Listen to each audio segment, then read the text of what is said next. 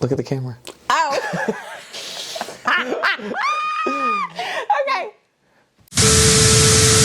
Hey guys, it's Andrew and Rochelle from Hey, the y'all. Lucas Group SC, and we're going to talk a little bit about what it means to say no and when you should say no to an offer on a house that you're trying to sell. It seems counterintuitive, right?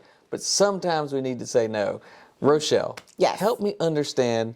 I've got a few notes here. Help me understand why we might say no to a house based on the offer or the earnest money. Well, the first thing is if the offer's too low. If it's just too low, that's the most obvious, right? That makes sense. If they're going to lowball me in this market especially, then yeah, that's the first reason. Don't take it. Okay. Yeah. Do people put low offers out there just Yeah. thinking like maybe you can meet in the middle? Would you Oh, yeah. still say no? Oh yeah, yeah. Still say no because they're supposed to. If the agent is good and they're representing the buyer the way that they should, then yeah, they should say no. They should say like if it's 150, come in at 135.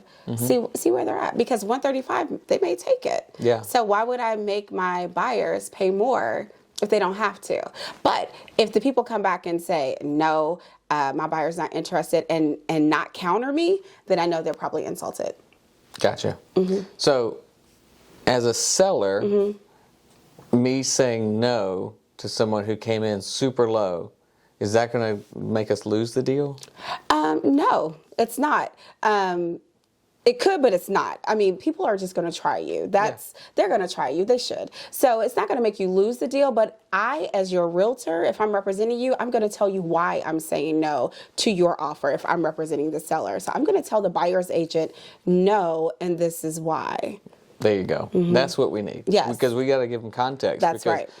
We tell them no because you're just too low. Right. Well, then at least that buyer knows that we're open. That's We're right. just not that open. That's right. We're just not that open because I, as the seller, could have put on a new roof or put in new flooring or could have, or be sitting in a better location than the last house that sold. Yeah. So let me tell you why we priced it the way that we did. Right. So it takes the right response from an That's right. agent That's right. to the other agent. That's I love right. it. Okay.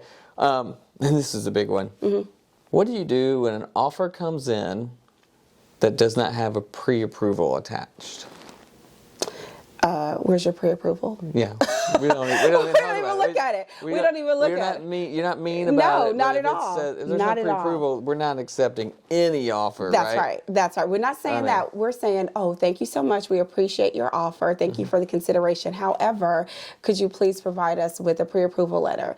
And then if they try to give you a pre-approval letter that's like 3 or 4 months old, Let's get a new one. let's get a new one. Yeah, exactly. Yeah. So pre-approval, for all y'all watching this, pre-approval just means that person has contacted a bank, put in some preliminary information, Right. and gotten a preliminary approval to buy a house at this price range. That's right. It's not guaranteed that they will still get approved because things happen. Right. Some people buy cars when they're trying to buy Right. Anyway, And the pre-approval could have been from 3 months ago when their credit was fabulous, and then they went and bought a Maserati right before they came to look at this house, and their credit is not. Why'd you say Maserati? You want one, right? It's such a pretty car. It is a pretty car. All right. It is. We're talking houses. Yes, houses. All right. So this is a tough one. All right. So there are contingencies, and Yes. so those of y'all listening, so contingencies are things that have to be met before the closing, before this house can close. That's so right. typical contingency would be an appraisal contingency, meaning the buyer says that they will buy it as long as it appraises, and if it doesn't appraise for that offer amount, then the contract is null and void, or it's open for renegotiation. Usually is what happens. There's negotiation.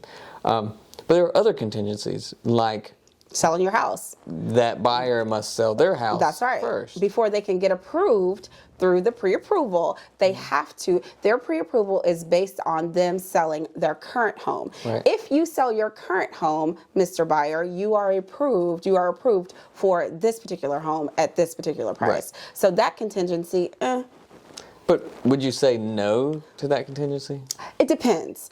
If the offer comes in and we're slow and there's no other offers coming in, Right. I'm going to highly consider that offer because we don't have a lot of traffic.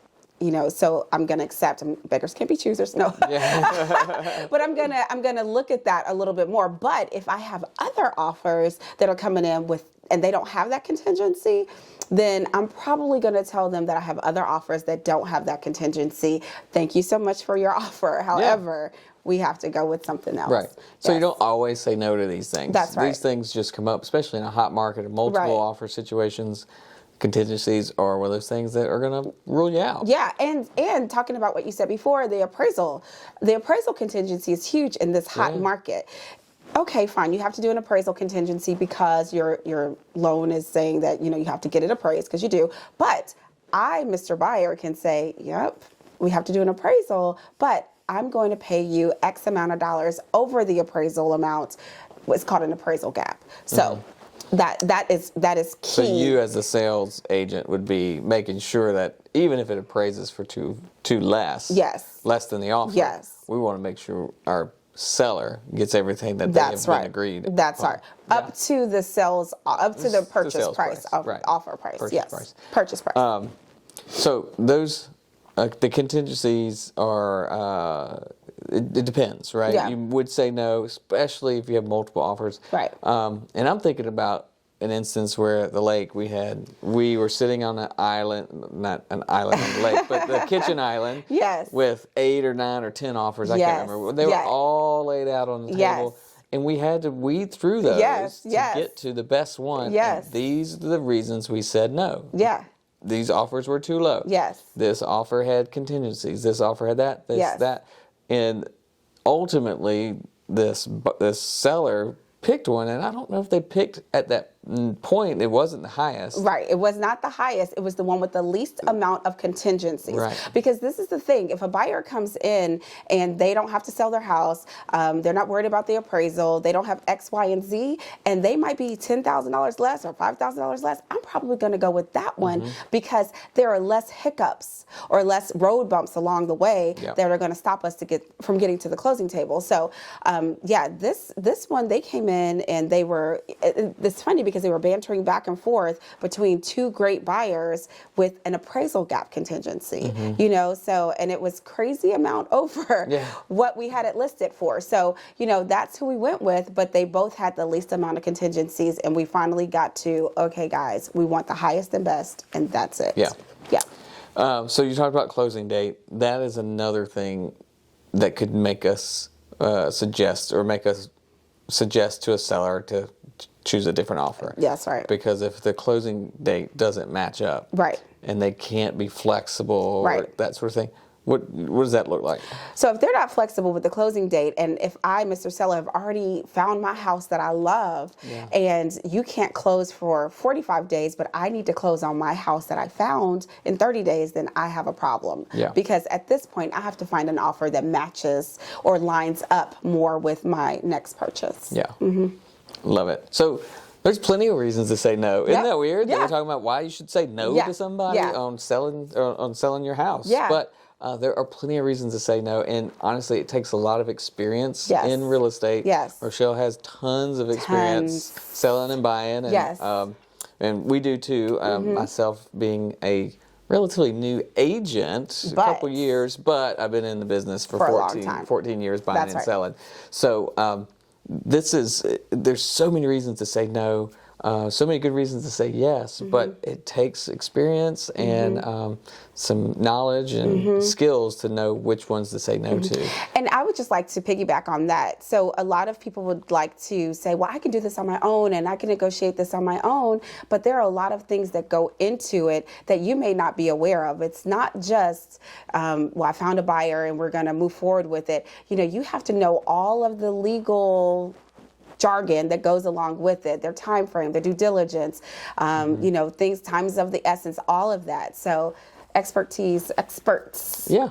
So lean in on your experts. Call us, use us to help you get through that Oh, the maze of buying and selling houses. Yes. We're here at Lucas Group SC. This is Rochelle and Andrew. Yes. I hope you found this helpful. If you have any questions, call us. We got our phone number on the top of the screen, on the bottom of the screen. You can also fill out the form to reach out to us, and Rochelle will call you back. So I will. Yeah, she's quick on the phone too. So yeah, hopefully we can help you. Hopefully this video was good for you. So we'll talk to you soon. God bless. Bye, y'all.